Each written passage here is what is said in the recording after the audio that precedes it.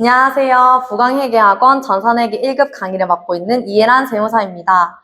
이번 전산회계 1급 시험을 치느라고 모두 수고 많으셨습니다.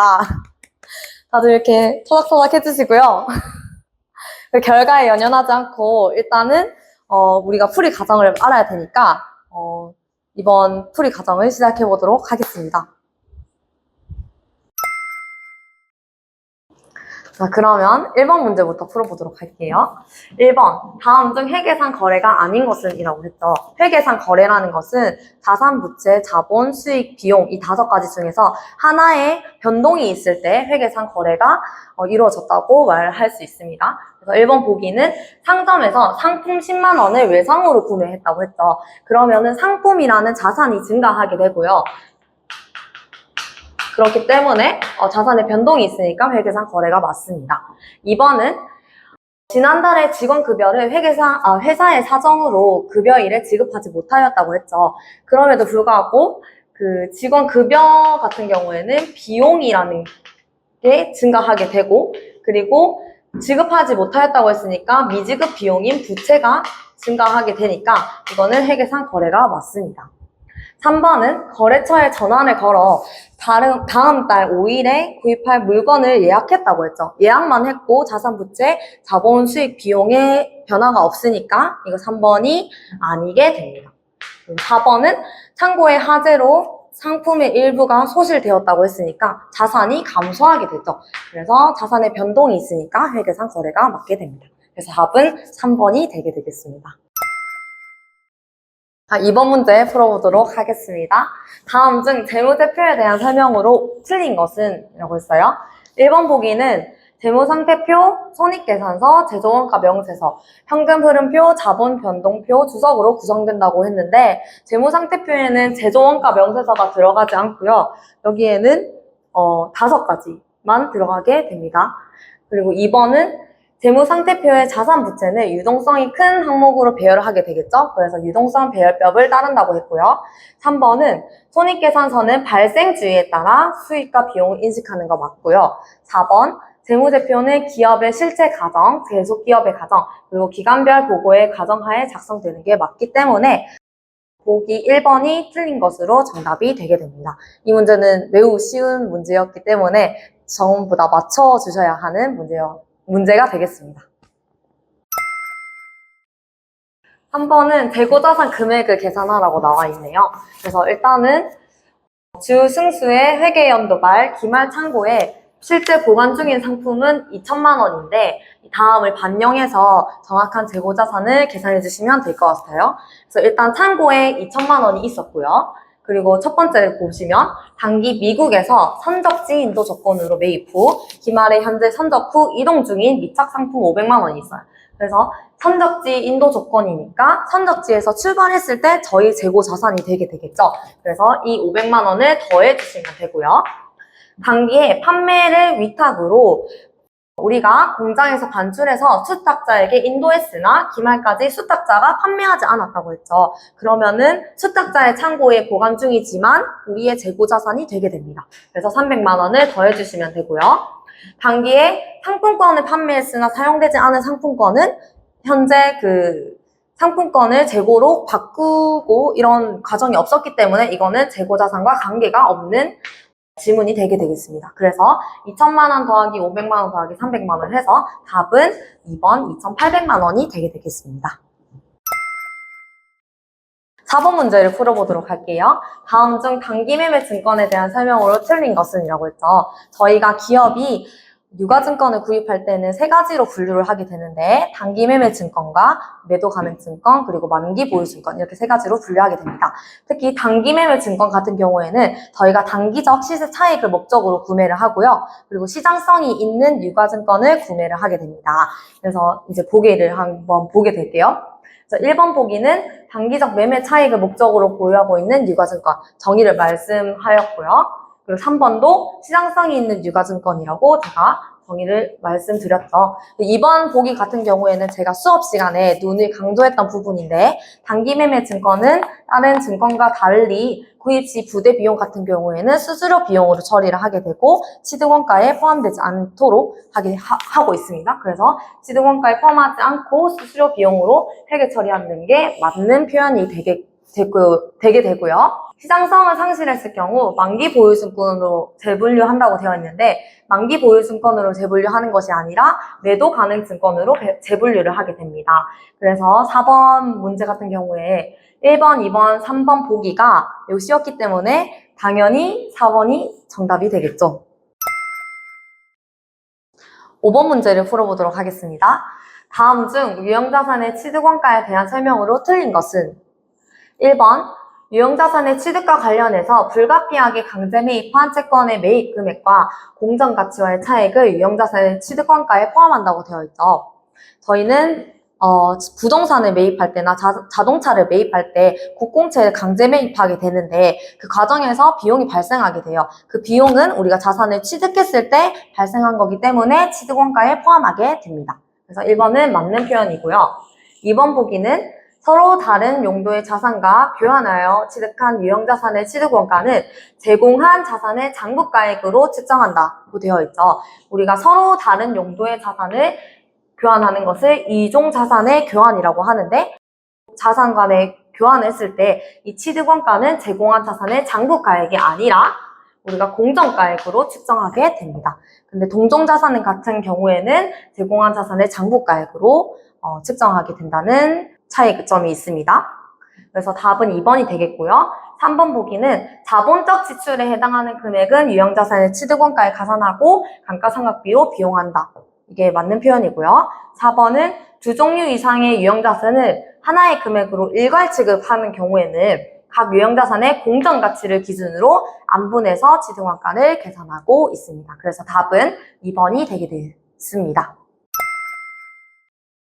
다음 중 자본 잉여금 항목에 포함되는 것을 모두 고른 것은 이라고 했어요. 이거는 자본의 구성 요소에 대한 질문을 하는 거죠. 자본 같은 경우에는 자본금과 그리고 자본 잉여금 그리고 이익 잉여금 자본 조정 그리고 기타 포괄 손익 유계 이렇게 구분을 하게 되는데 여기서 자본 잉여금에 해당하는 항목을 고르시면 됩니다. 가, 나 같은 경우에는 이익 잉여금에 해당하는 항목이겠죠. 다 매도 가능 증권의 평가 이익 같은 경우에는 기타 포괄 손익 무게액에 해당하게 되고 정답은 라, 감자 차익 같은 경우에 자본 잉여금에 포함하게 돼서 1번이 정답이 되게 되겠습니다. 이 문제는 틀리시면 안 됩니다. 틀리시면 안 돼요.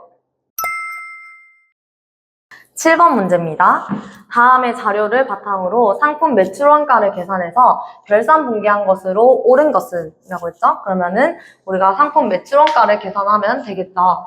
우리가 재고자산을 상품 매출 원가를 구할 때 기초 그리고 매입한 거 이 금액은 매출 원가와 기말 잔액과 동일하다고 했어요. 그래서 기초 상품 재고액이 110만 원이 있고요. 그리고 매입한 게 455만 원이 있었어요. 그리고 매출 원가는 모르고요. 그리고 기말이 230만 원이 있으니까 세모를 구해주시면 되겠죠? 세모는 335만 원이 되겠습니다. 그래서 이 매출 원가를 상품 계정에서 빼줘야 되겠죠. 그래서 비용을 늘려주시고요. 상품 자산을 줄여드는 거니까 1번이 정답이 되게 되겠습니다. 8번 문제를 풀어보겠습니다. 다음 중 대손충당금에 대한 설명으로 가장 옳지 않은 것은? 이라고 했어요. 대손충당금이라는 것은 나중에 채권이 회수 불가능할 것으로 예상되어서 비용을 잡고 그리고 충당 부채를 잡아서 미리 인식해주는 것을 말하는데요. 1번은 대손충당금은 채권에 대해서 설정하는 게 맞겠죠? 맞고요. 그리고 2번, 매출 채권에 대한 배송청약비는 판매 관리비에 해당된다. 맞아요. 이거는 상거래에 관련된 거는 판매 관리비의 비용으로 생각하게 됩니다. 그리고 3번은 회수가 불가능한 채권은 대손 충당금과 상계하게 되겠죠. 그래서 완전히 회수가 불가능하게 되면은 대손 충당금을 줄여주고 그리고 채권을 없애주시면 됩니다. 이런 붕괴를 하게 되고요. 4번 같은 경우에는 미수금에 대한 세수상각비는 판매 관리비에 해당하지 않고요. 이건 상거래 외에 해당하기 때문에 영업외 비용으로 해당하게 됩니다. 9번 문제입니다. 다음은 제조업을 영위하는 주전설의 단기 원가 자료이다. 주전설의 단기 제품 제조 원가를 산출하면 얼마입니까? 원가 회계 문제가 되겠습니다. 그래서 단기 제품 제조 원가는 제공품 계정에서 제품 계정으로 이동한 금액이 얼마입니까? 를 물어보기 때문에 제공품 계정에 T 계정을 그려서 문제를 풀어보도록 할게요. T 계정은 제공품이 있을 때 기초 그리고 단기 총 제조 원가 그리고 제품 제조 원가 그리고 기말. 그래서 기초와 기말은 여기에서 나와 있죠. 그래서 20만 원 그리고 30만 원 이렇게 되고 단기 총 제조는 직접 재료 소비액과 직접 노무비 소비액 그리고 제조 간접비 소비액을 더한 금액을 말하겠죠. 그래서 이걸 다 더해버리면은 75만 원이 되게 되겠습니다. 그래서 우리가 구하고 싶은 게 제품 제조 원가이기 때문에 이거 더하기 이거는 저희가 차변대문이 동일하다고 했죠. 그래서 이 금액은 기초와 단기 총 제조에서 기말 금액을 뺀 금액을 계산하게 되면 됩니다. 그래서 65만 원이 정답이 되게 됩니다. 10번 문제를 보겠습니다. 10번 문제는 이번 시험 중에서 제일 어려운 문제였는데 이거를 풀지 않아도 합격할 수 있으니까 이게 어렵다고 해서 포기하지 않으셨으면 좋겠습니다. 네, 그러면 풀어보겠습니다. 10번, 다음 자료를 이용해서 보조 부분을 X에서 제조 부분 A에 배분되는 보조 부분의 제조 간접비를 계산하면 얼마입니까? 라고 했죠. 그래서 단계적 배분방법을 사용하고 Y 부분부터 먼저 배분한다고 했어요. 우리가 보조 부분이 둘 이상이면은 우리가 세 가지 방법을 사용하게 되는데 첫 번째는 직접 배분 방법, 두 번째가 단계적 배분 방법, 세 번째가 상호 배분 방법이 있었어요. 그래서 단계적 배분 방법은 순서에 따라서 보조 부분을 일부 용역의 수수관계를 일부 인식하고 그 다음에 제조 부분으로 보내게 되는 방법을 말하게 됩니다. 그래서 순서가 제일 중요하고요. Y 부분부터 배분한다고 했으니까 Y 부분부터 배분해 보도록 하겠습니다. 그래서 밑에 Y 부분을 배분해 보도록 하겠습니다. Y 부분에 50만 원을 배분해야겠죠. 50만 원에 X 부분에 10%, 그리고 A에 25%, B에 65%씩 보내야 됩니다. 그리고 50만 원 곱하기 10% 하면은 5만 원을 보내면 되고요. 그리고 A 부분에는 25% 보내야겠죠? 그래서 12만 5천 원 보내시면 되고 50만 원에 65%니까 325, 000 이렇게 보내시면 됩니다. 그리고 Y 부분에서 받은 금액을 더해서 40만 원을 X 부분이 A 부분과 B 부분에 보내야 되겠죠. 그래서 40만 원에서 A랑 B한테 보내야 되는데 A한테는 X 부분이 30%만큼 B는 50%만큼 보내게 되죠. 여기서 주의할 점이 Y 부분에는 보내지 않게 돼서 20%는 고려하시면 안 됩니다. 그래서 이 두 개를 더하시면은 80분의 30만큼 A 부분에 보내고 80분의 50만큼 B 부분에 보내게 되니까 우리는 X에서 A 부분에 배분되는 보조 부분의 원가니까 곱하기 80분의 30 하시면 됩니다. 그래서 금액이 15만 원이 되게 되겠습니다. 그래서 정답은 4번이 되게 되겠습니다. 7번, 다음 중 원가에 대한 설명으로 옳은 것은? 이라고 했죠. 1번 보기, 관련 범위 내에서 단위당 변동원가는 일정하기 때문에 이거는 정답이 되게 되고요. 2번, 직접 재료비는 기본원가에도 속하고 가공원가에도 속한다고 되어 있지만 가공원가는 직접 노무비 더하기 제조 간접비이기 때문에 직접 재료비는 포함하지 않습니다. 3번, 간접원가는 특정 원가에만 소비되어서 직접 추정할 수 있는 원가를 말한다. 이 직접 추정할 수 있는 원가는 직접 원가를 말하고요. 간접원가는 직접 추정할 수 없기 때문에 이거 3번은 틀리게 되게 됩니다. 4번, 매몰원가는 의사결정에 영향을 주어서 관련 원가에 해당하게 된다고 되어 있지만 매몰원가는 이미 지불한 금액이기 때문에 의사결정에 영향을 주지 않습니다. 그래서 4번도 틀린 답이 되게 되겠습니다. 12번 문제입니다. 다음 중 개별 원가 계산과 종합 원가 계산에 대한 설명으로 틀린 것은? 이라고 했어요. 일단 4번부터 볼게요. 종합 원가 계산은 일반적으로 직접 재료비는 공정 전반에 걸쳐서 투입되고 가공비는 공정 초기에 전량 투입된다고 가정한다 라고 되어 있는데 종합 원가 계산은 직접 재료비는 공정 초반에 투입되고 가공비는 공정 전반에 걸쳐서 투입된다고 가정하고 있습니다. 그래서 답은 4번이고요. 1번은 제가 설명을 해드렸는데 강의할 때 개별 원가는 다품종, 소량, 주문 생산에 적합하기 때문에 선박이라든지 아니면은 주문 제작 가구 이런 곳에 쓰인다고 했고요. 종합 원가는 소품종, 대량, 연속 생산에 적합하기 때문에 소품종이어야 저희가 유리하게 쓰인다고 제가 설명을 해드렸어요. 그래서 1번은 정답이 되고요. 2번, 3번을 보시면은 제가 모르더라도 개별 원가는 작업별로 집계한다고 되어 있고 종합 원가는 공정별로 집계한다고 되어 있잖아요.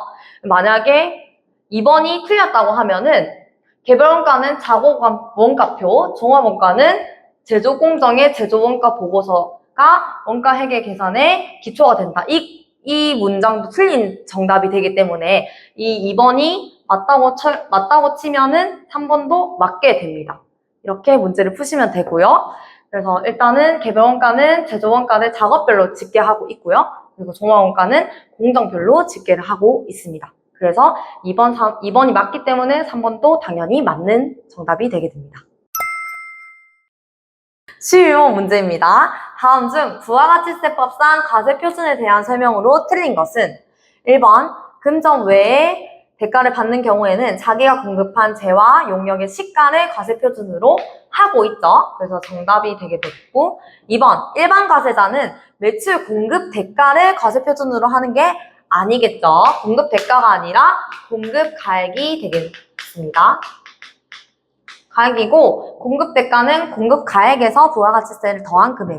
그리고 3번, 대가의 일부로 받는 운송비, 포장비, 하역비, 보험료는 공급 가액에 포함을 하게 됩니다. 그리고 매출, 애놀이나 한입은 과세표준에 포함하지 않습니다. 그래서 정답은 2번이 되게 됩니다. 14번 문제를 풀어보겠습니다. 다음 중 부가가치세법상 면세 대상이 아닌 것은? 면세라는 것은 우리가 국민들의 독립후생을 위해서 일정한 재와 용역의 공급에 대해서 부가가치세를 면제하는 제도를 두고 있는데요. 1, 2, 3번은 면세 대상이 해당이 되고요. 4번 같은 경우에는 재화의 수출, 영세율 대상이 되게 되겠죠. 그래서 정답은 4번이 되겠습니다. 여러분, 마지막 문제입니다. 15번. 다음 중 부가가치세법상 세금계산서 작성 시 필요적 기재사항이 아닌 것은? 이라고 했어요. 제가 강의하면서 엄청 강조했던 부분인데 필요적 기재사항인지 임의적 기재사항인지 이 구분을 제가 열심히 하라고 했어요. 그래서 공급받는 자의 사업번호 필요하고요. 작성연월일, 공급연월일이 아니라 작성연월일이라고 제가 말씀드렸고 공급받는 자의 상호, 성명, 주소 이거는 임의적 기재사항이고요. 공급가액과 부가가치세액이 필요적 기재사항이 되게 되어 있습니다. 그래서 정답은 3번이 답입니다. 예.